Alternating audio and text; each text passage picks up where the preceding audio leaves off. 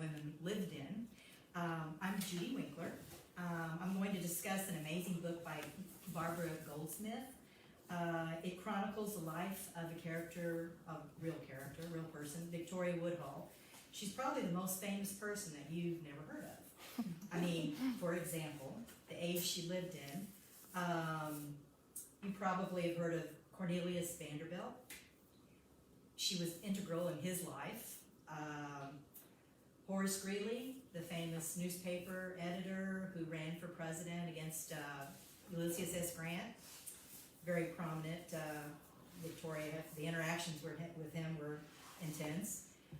Henry Ward Beecher, the most famous minister of 100 years. I mean, I've gone back and read a lot of his sermons, and his quotes are amazing. He was a rock star for that era. And she was part of the trial of the century that involved him. Went on for 112 days. They had 52 ballots on the jury, and finally it was a mistrial, and he went away, and everything was fine for him for the rest of his life. Isabella Beecher Hooker, very prominent in the women's rights movement. Victoria played a big part. She was probably Victoria was her best friend, I'd put it like that. They had a meeting of the minds.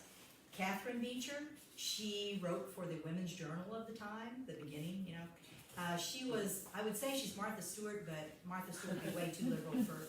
But she was the one that dictated to women how they should behave in society. She wasn't ever married, but she told everybody how they should raise their children.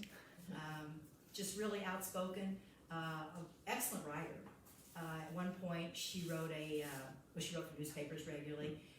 She did a satire when she was coming down hard on Victoria Woodhull, and it led a great deal to the demise of her Victoria's career.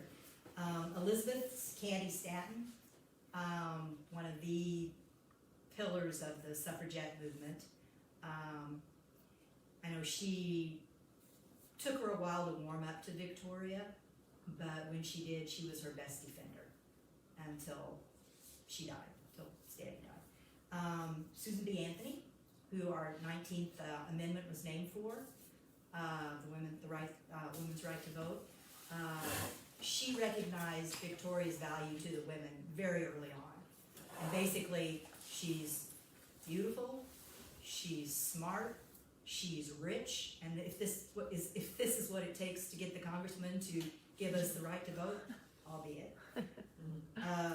Theodore Tilton, another man you probably never heard of, but he was unbelievably important in that age. His writing, his influence. He was one of Abraham Lincoln's biggest influences, especially on the Emancipation Proclamation and dealing with the black situation. Lincoln really wasn't in favor of freeing the slaves.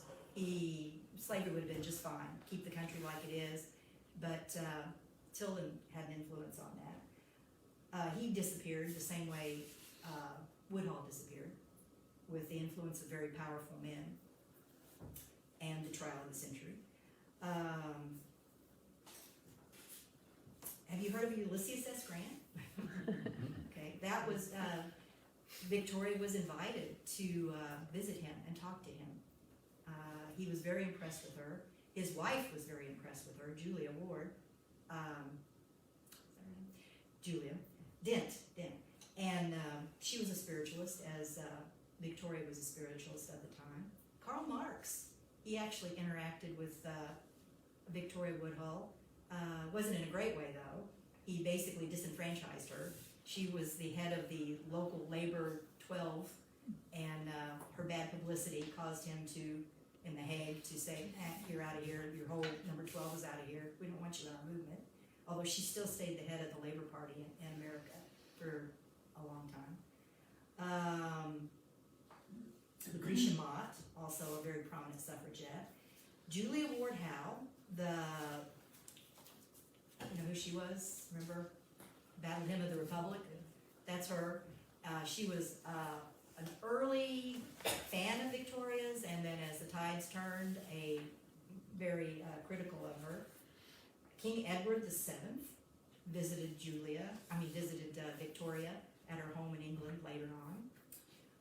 Frederick Douglass, he actually was an unknowing vice president on her presidential ticket. She didn't ask him to be, but he never said no. So that was the way that came down.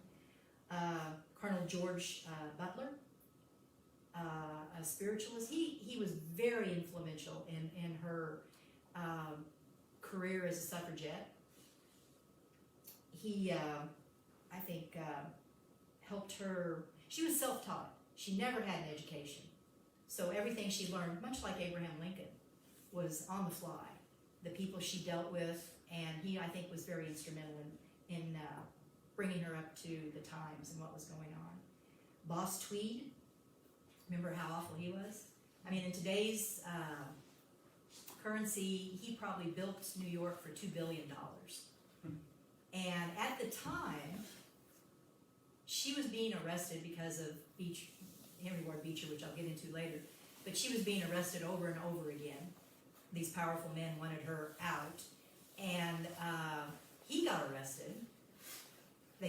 Somebody spilled the beans on him, handed over the books to the New York Times, and so they could find out all the different organizations that he was paying himself city money for. And his bail at the time his bail at the time was $60,000 in our money. $50,000. Okay, what? Now I'm getting confused. $51,000. It's like an option. $51,000. And Victoria's bail for obscenity in her newspaper, which wasn't obscenity, she actually just requoted a Bible phrase, was $60,000. So they really wanted her out badly. Mark Twain, same time, his wife was a follower of Victoria's, and Mark Twain was fascinated by her, but later they turned on her too. Matthew Brady, remember the famous Civil War photographer? He did several photographs of Victoria for the time. Thomas Nast, the famous cartoonist, was instrumental in bringing Victoria down. He depicted her at one point as Satan, and all these women are following her down the wrong path. It goes on and on. Anybody who was anybody at that time had something to do with Victoria Woodhull, but I had never heard of her. So I was terribly fascinated. I gotta have notes. I can't remember everything. This book is 447 pages, and it is so dense. You read 3 pages and you have read a book. It's just that revelations are amazing. So I really encourage everybody, if you like history at all, it's revealing just to know how all these things happened and interacted. I get this picture in my mind. If you splice the genes of Hillary Clinton and Madonna, Heidi Fleiss, and Margaret Thatcher, you'd get a character very much like Victoria Woodhull. I mean, she is that complicated. One of the things I loved about this book is the insight into characters like Susan B. Anthony and Elizabeth Cady Stanton, Henry Beecher Ward, with their journals and letters. I mean, it's something you could never get the feel of who they really were without that. And she has done, Goldsmith is just amazing at the research, 10 years of research for this book. So it was great. The only problem is you get to a character like Victoria Woodhull, her speeches are in the book also, and you get the motivation for who she was and what she was about. But her past was so complicated. She had a crazy family. She was basically an abused child. Half the time, no food. They traveled. Every time her father would get in trouble, they'd have to leave. So her background is just so nuts. It's hard to really get a handle on her.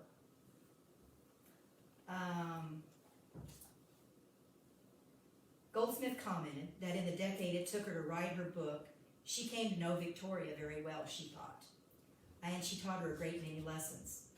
Among those was that common knowledge was a subject that's frequently wrong. So I felt the same way. A lot of things I'd assumed about all these very famous people and their what was happening at the time, just didn't seem to play out when they put it in the exact context of the time and what was happening. She says she made me realize that people must always think for themselves. And I think Victoria really, really did that. And she never wavered on her beliefs, where you see people like Horace Greeley, who wanted to become president, who was an abolitionist at the beginning, kind of throwing it all in to the Southern Democrats to get their vote. Basically, he abandoned the black man. And she would never do that. She stood up for women. She stood up for people's rights, for the downcast especially. And she never accepted circumstances that seemed unfair, unkind, or uncomfortable. She went right in there to the fray and fought. So she didn't back off. The book was written in 1998, and I read about it in a Parade magazine article. I cut out the paper, and I thought, this is a book I really should read. And then 2020 came along, and they're celebrating the 100 years anniversary of getting the vote. And I thought, this is the time. And so I read it, and I was just amazed at what I learned. It's meticulously researched. As I said, it took 10 years for her to write. The descriptions are marvelous. It's a very intriguing era. All these people that you studied in school all appear in this book, so it's fascinating. It's like you're looking behind the scenes. I love that. The historical timeline was fascinating to me because, except for the beginning of the book, which I didn't really like that very much, she took Victoria and put her in 1892. Basically, she'd already been living in England and came back to America, and she's running another term, running for president again, symbolically. And I think it's all because of her husband's desire for her to be respectable again, because she had so much bad press before she left. And it confuses things, because the rest of the book is pretty much a good timeline from her beginning to where it ended. And it confused, I think, her motivations by putting it like that. So I would cut that part out, but hey, I didn't write the book. So, Victoria Woodhull. She was a spiritualist. And that was a really big thing. The book is called Other Powers. And basically that's what that refers to.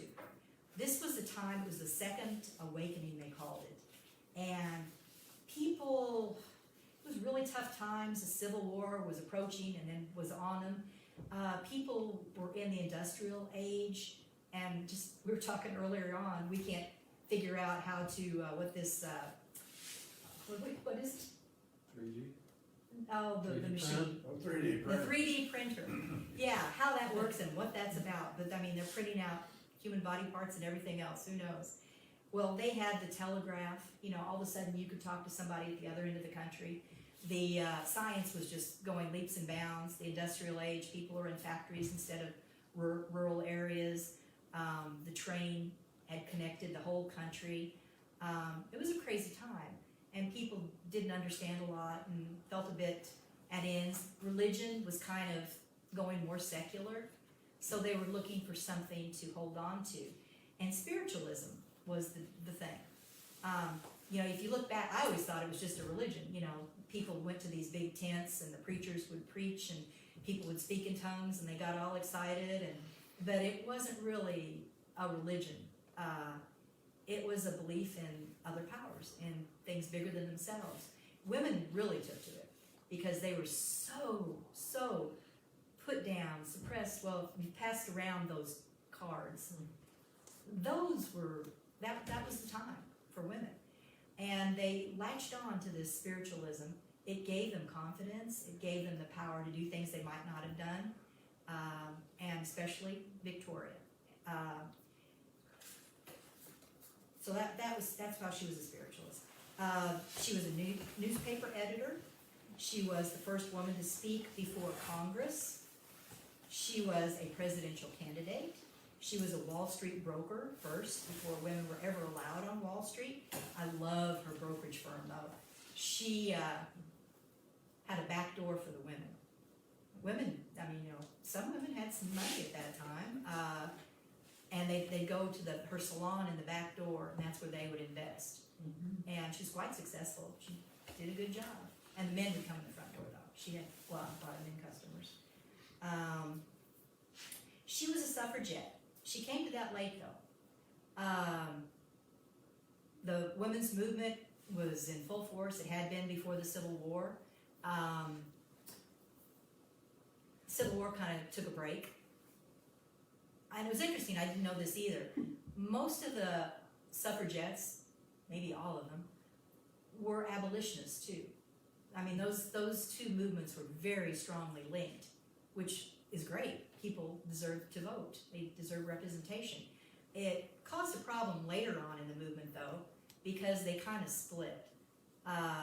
People who were favored the black man should have the vote, or black should have the vote first, and then we'll get women's votes later. Another group was, no, women come first. We've been citizens of this country. We're the majority of people in this country, and blacks can wait. You know, Victoria basically was kind of, that's dumb. We can do it at the same time, but didn't happen.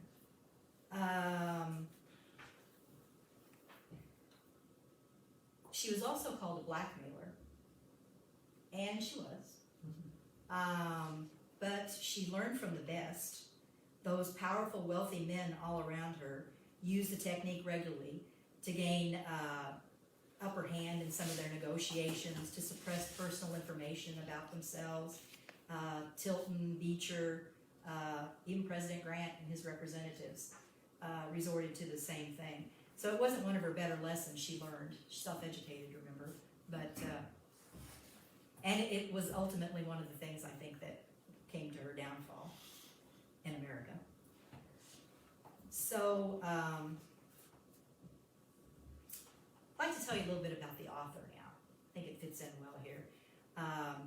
Barbara Goldsmith, born Lubin, was born in 1931 in New York City to a relatively wealthy family. She attended Wesley College and Columbia University and graduated with a degree in English and art. And she began her career as a journalist. For the New York Herald Tribune. She did people profiles. People like Clark Gable, Cary Grant, Joan Crawford, Pablo Picasso. I mean, it went on and on. That's a good dig. I would like to have that. In 1968, she was a founding editor for the New York Magazine.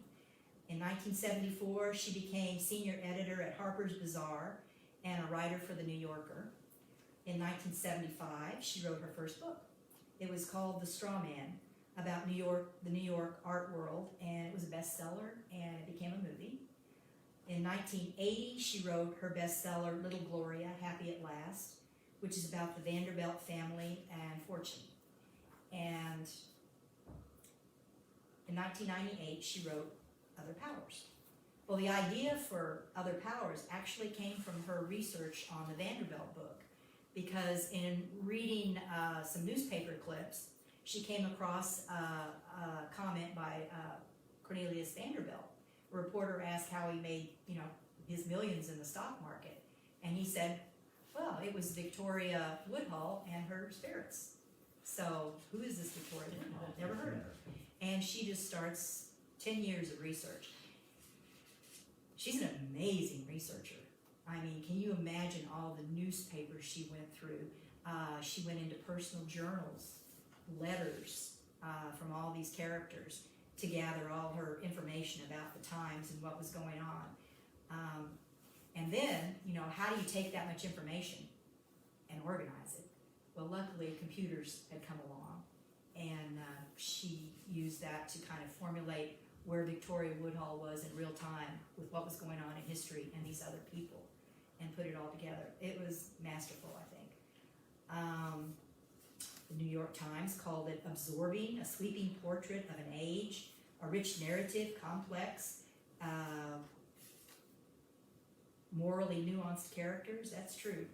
There weren't just good and bad people in this book. I mean, it was real people. They had their foibles. You finished this extraordinary story nearly out of breath. That's exactly how I felt when I got done with it. It's like, wow, I can't believe all that. My book was hilarious. It had like, Melissa and I were talking about this. We had like 10,000 note cards all through the book. This is important, I gotta remember this. This is important, I gotta remember this. It's like, whoa, too much important.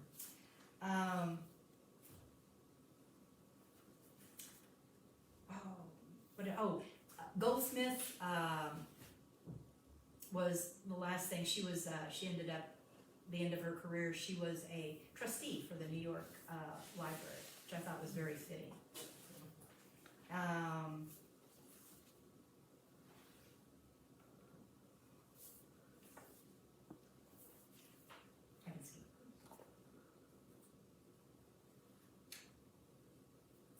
Some interesting little things, though, you find out along the way. I know my husband and I, every time I read, he's read this book because I told him everything that's in it already. We would talk about something. We like to read a lot of history, and we'd read a great Grant book and then a Grant autobiography. Never was Victoria Woodhull mentioned in this book. And the biography had a bit about the corruption that surrounded him and the scandal about the gold. Nothing as in-depth as I found in this book, though. It explained what that was all about, his representatives that had tried to corner the gold market and blah, blah, blah. So it's an amazing book.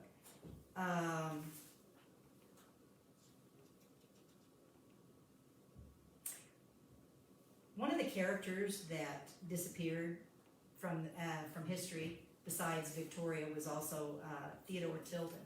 He played a prominent role in the whole story and the unfolding of her conflict with Henry Ward Beecher. But it's just so amazing. That part just reminded me of a soap opera, because you have this character, a rising star, brilliant man. He was, like advised Abraham Lincoln, and an idealistic guy. I mean, abolitionist, suffragette, just a generally good guy, family, married for love, who gets so corrupted. He becomes involved with Henry Ward Beecher, the amazing preacher of the day, who, by the way, apparently wasn't so amazing in his youth. Of all his father's sons or children, he seemed to have the least potential. Went to a not very prominent college, didn't do that well, but he found his calling in this kind of preaching that he did, that Victoria recognized very early was basically what they called at the time a free love kind of preaching. And one of his major components was, you can't really be saved unless you sin. So get out there and sin, kind of message, sort of, I think it was. And that really appealed to people. We were all sinners, so they got that. And his flowery language and great examples and narratives. He is a really good writer, and I'd recommend reading him, because, I mean, you could wear, they had t-shirts back then, a lot of the things they take out of his sermons are great quotes for t-shirts. And they're good messages. But he was very self-serving, and he really liked the double standard they had at the time. Well, maybe he believed that we should have a single standard. He just didn't have enough character to stand up for it. He practiced, I like the example of his church was Plymouth Church. It was the most important church probably in all of America. If you were anybody, you belonged to that church. He was the AIG of our crash. He was too big to fail. So, you pump money into them. You can't let them fail. pews auctioned off for what we would say millions of dollars. I mean, you had to buy your pew. You couldn't just go. I found out not long ago Catholics did that too. I did not know that. So it was a very common thing, I guess. He wrote a newspaper for his church that was a bestseller. I mean, hot off the presses. It sold all over the United States, all over Canada, all over England. He was a rock star.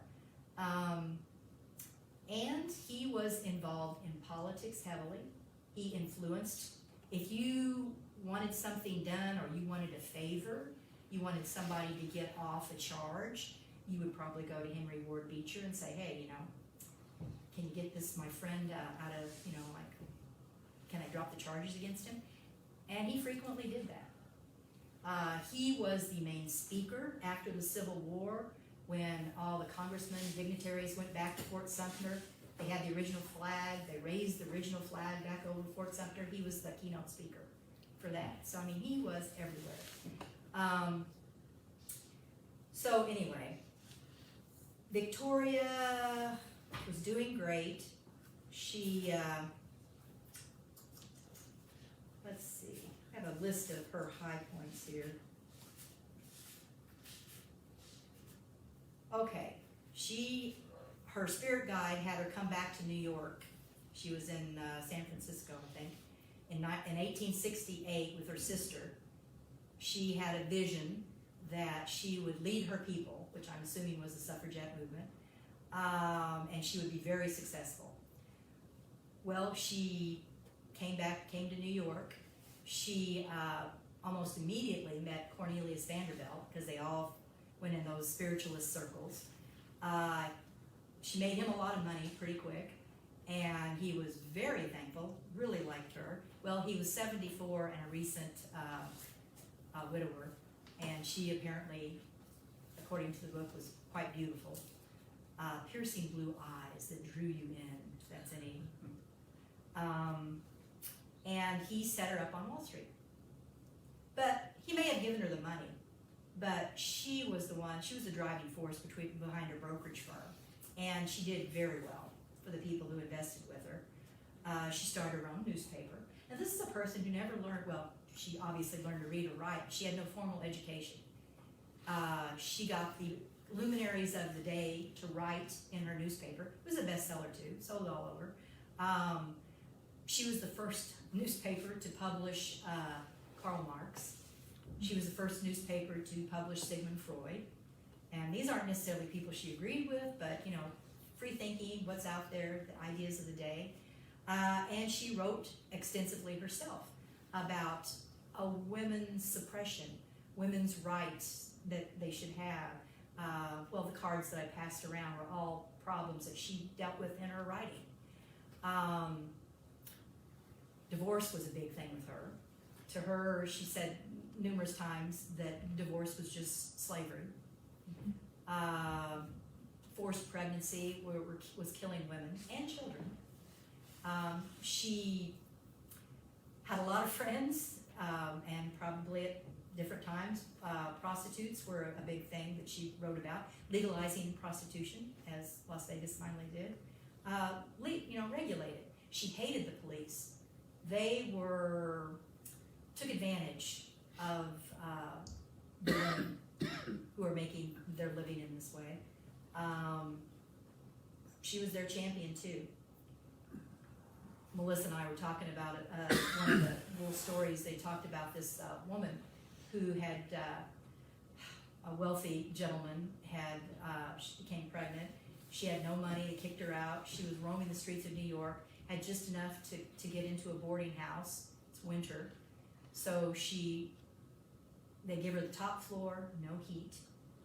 She delivers the baby on her own, and the baby freezes. They bring her up on murder charges. They're going to kill her. And Victoria heard the story and immediately began to fight for this woman.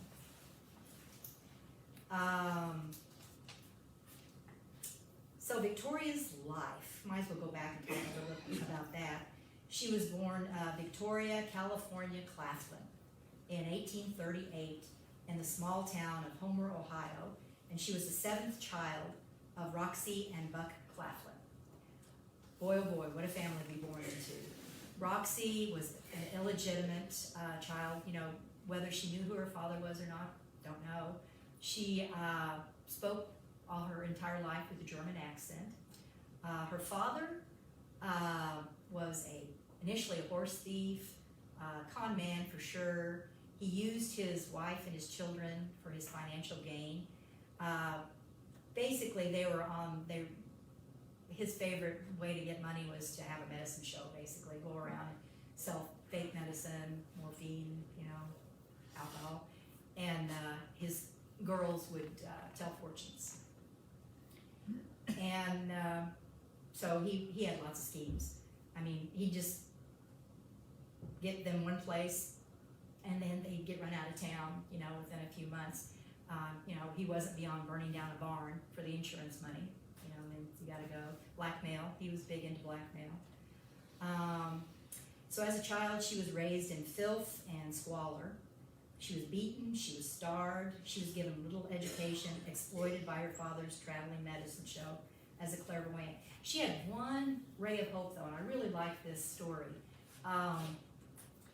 In one place they stayed, maybe a little longer than usual, they had a neighbor who didn't want anything to do with the family, but Victoria would regularly be knocking at her door trying to, do you have chores I can do, you know, can I do this for you? Well, finally she wore her down, and she invited her in. She was starving. She fed her. Well, she found out this was a rare little girl. This was somebody special. And she, after that, she taught her to read, she taught her to write, she fed her. I mean, she was the mentor that every kid needs, at least one mentor to make it. And so sad. I cried when, you know, like she'd only been at this for a year or two, and she died of cholera, the woman did. You know, can you imagine the abandonment Victoria felt at that point? But she had something to go on then. At 15 in 1853, to escape her father's brutality, she eloped with an alcoholic doctor who fathered a mentally disabled son and nearly botched the delivery of their daughter. That was a horrible time too. She was alone. He left her. He didn't tie off the cord. The baby nearly bled to death. And the mother, she got help from a neighbor and saved her. In 1858, she moved to California with her disabled son and her husband. And, you know, new start in California. Everybody goes to California for a new start. Well, she started out sewing. Well, you know how much you make sewing? $3. She couldn't, and she was the one who supported everybody. She supported her son and her husband. Couldn't make it on that, and a friend said, well, hey, you know, you have this ability to memorize scripts, or memorize anything. You read it once and it's committed to memory. And she says, you know, you could be an actress. You know, and that was big out in California. Go figure, before Hollywood. Too bad she didn't live in that time. So she went on the stage, and she could memorize a script the night before, no problem. Downfall with being an actress then, and the California rush and all that going on. The wealthy men would sit in the audience and kind of pick out who they thought they could seduce later on. So she, you know, money being what it was, although she went from $3 to $52 a week, she probably did some of that on the side. In '64, she divorced her alcoholic husband, and she moved to St. Louis. There she always travels in the best circles. She met the accountant for the city who owned St. Louis Railroad, a war hero, Civil War hero, James Blood. Apparently, from all accounts, just a really gentle soul. He was an abolitionist, a spiritualist.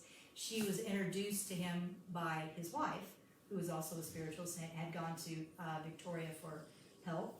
And he walked into her salon, and she looked at him, and she said, "We're going to be married someday." Mm-hmm. Well, in 1965, he divorced his wife, and she married James Blood. But they moved around the country. They did the clairvoyant thing. She kind of made money that way, and she symbolically divorced him 2 years later, but they, stayed together. They didn't have to be married, was the idea, to have a marriage. Way ahead of her time. In 1868, at 30 years old, she had this vision to go to New York and with her sister, Tennessee. And as I said, that's where it all began. She met Cornelius Vanderbilt right off, and her life became very interesting. So in 69, she set up the brokerage firm. 70, she started the newspaper. She preached for the easement of divorce laws, an end to forced pregnancy, the right of women to vote. And then with the Massachusetts Congressman, George Butler, they got together the idea that, hey, suffragettes are going about this all wrong. You don't have to go to Congress and ask for the vote. We've already got the right to vote, and it's in the Constitution. And that's what the Memorial Woodhall paper was about. And she wrote it up, and different people covered it, and then George Butler got him to, helped, he was a congressman, helped get her in to speak before the Congress. Basically, they had tabled women's rights in the judiciary committee, and that's where things go to die. So they weren't really serious about women's rights, but this kind of stirred it up again. And basically, and by this time also, the 13th, 14th, and 15th Amendment had passed. Black men could vote. You could not, based on race or color, you couldn't differentiate. So the Woodhall Memorial basically said that, look, the Constitution says we the people, not we the men. The amendment says that all natural, the 13th Amendment says if you're naturalized, if you're a citizen of the United States, born in the United States, you are a citizen. And then the 15th Amendment, if you can't, you can't disallow people from voting because of race or color. And she said, well, a race isn't just men. A race is made of men and women, so we have the right to vote. And it reverberated with everybody. They listened to it. That seems logical. Well, they sent it to the Supreme Court, and 4 years later, it was a conservative court. 4 years later, they said, no, just because you're a citizen, you don't have a right to vote. So that got tabled. Susan B. Anthony, as I said, noticed very early on that she was a rising star and somebody that might make their argument for them. Elizabeth Stanton was a little bit more reluctant because she was just really, Victoria was out there, and, women had been taught to be, more demure, and if you make your point, make it quietly, which seems ridiculous. But she warmed to her as time went on. So what happened? Why did her career crash? Well, the men, a lot of powerful men, didn't like the idea that she was circulating about, divorce. They had the right to a woman's property if they married her. They had the children if they got a divorce. I mean, it was a men's. They were benefiting from all these things. But what was latched upon was the terminology free love. And I think this is a lot like the terminology of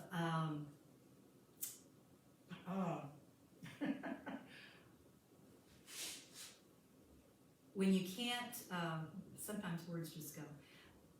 The defund the police. There it is. I think defund the police is a bad terminology. It doesn't really state what it's about. Free love didn't really state what that wasn't free. Love should be free. You love people because you love them, but and it had so much more to do with women's rights than it did promiscuity, which is what they wanted to say it was.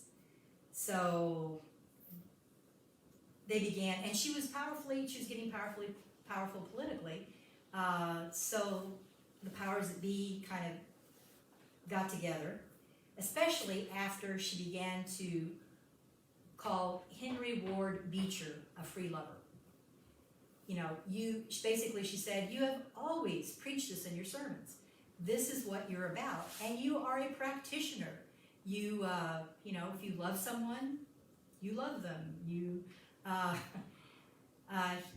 But he did it behind the scenes in a very bad way. He basically seduced, I think, a lot of his congregation. One story, and this is from letters and journals and stuff, so, you know, it's not gossip, but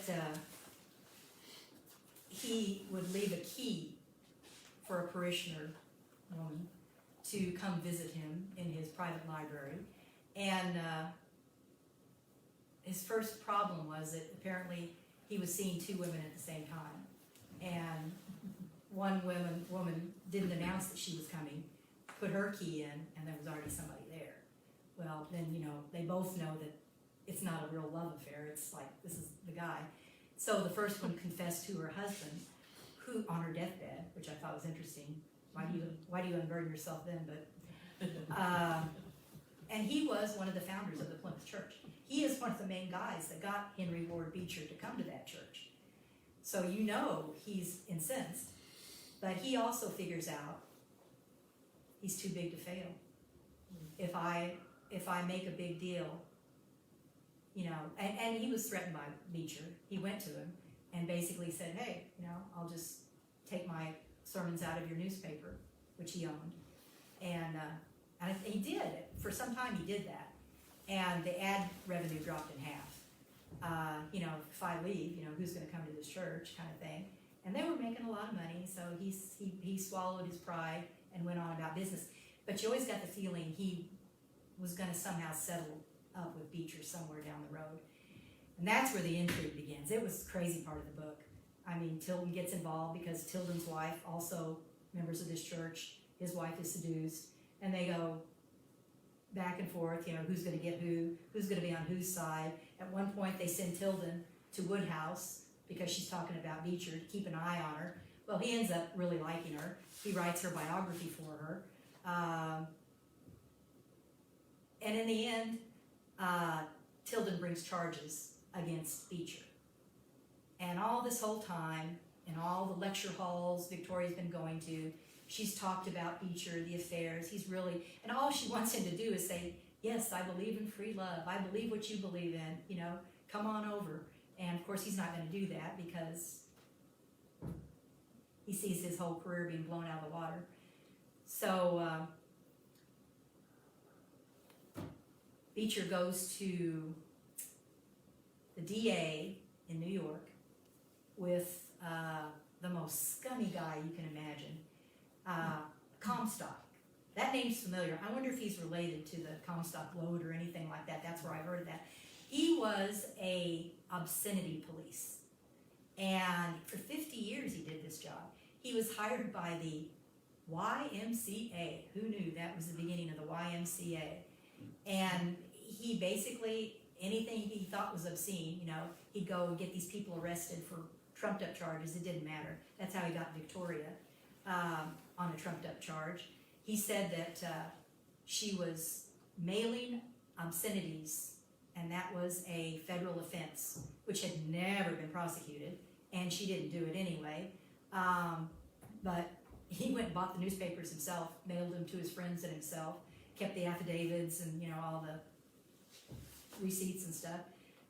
But all she did, the quote that they said was obscene was from the Bible, so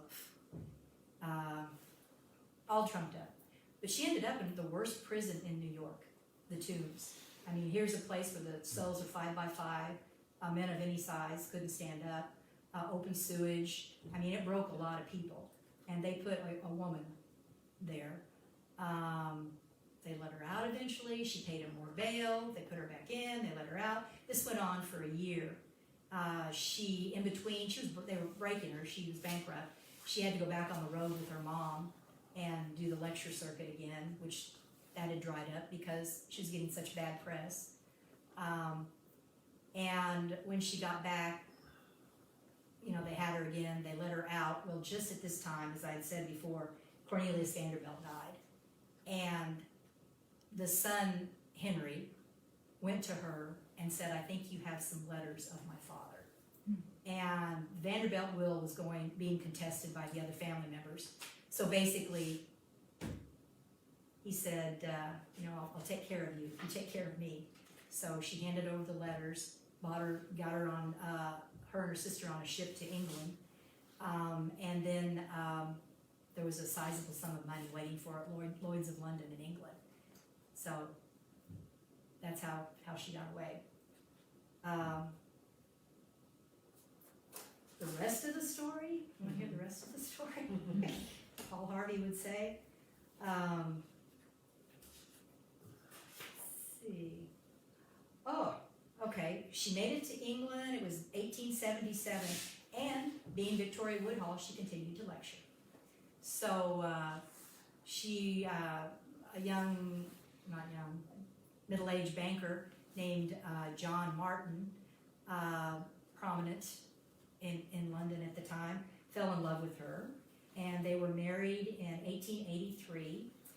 Well, she had a house in London, but she chose to live on her estate. If you think Downton Abbey, that's kind of the picture you get. The farmers that lived there, she brought running water to them, electricity. She made sure they had schools. She took care of their medical. And they commented, they really loved her. They commented that she treated them like somebody who had come from being poor, which obviously she did. So they understood that. They appreciated that. She published a magazine. She wrote 7 more books. Her intellectual salon regularly hosted London's elite, including Edward VII.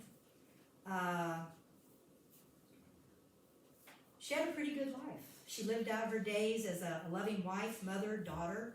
Her father can't believe that. Her father came to live with her. Whoa. That's a really good person, isn't it? I mean, yeah. That is a really good person. She, in 1920, she got to see women get their vote, which Stanton and Anthony didn't. They died before that time. That was pretty great. Her daughter Zulu, and I just learned this last night. It bothered me through the whole novel. Why did she name her daughter Zulu? What does that have to do with anything? One of our friends who is involved with, let's see, I can't say it, they kill me, right?